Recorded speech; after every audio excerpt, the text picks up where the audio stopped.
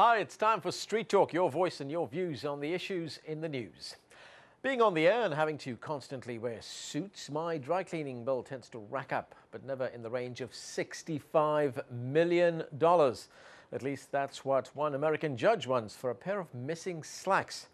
Roy Pearson Jr. sent in a few suits to custom cleaners to be altered in May 2005, but when he got them back, one of the suits was missing the trousers.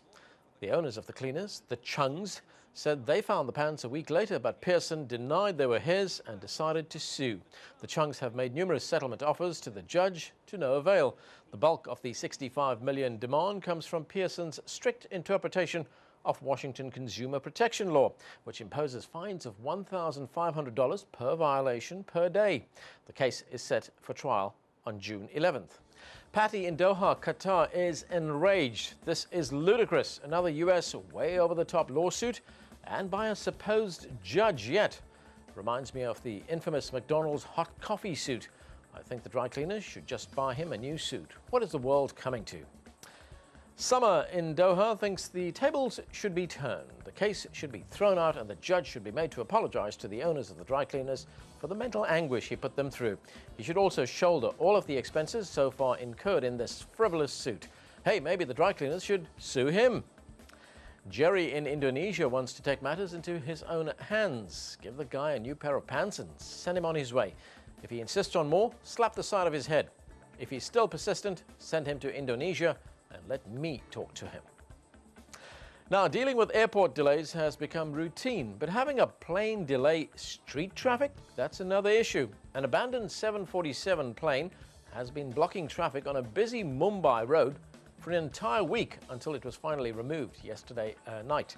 Authorities had made no effort to remove the decommissioned plane, which doesn't have any wings, engine or tail.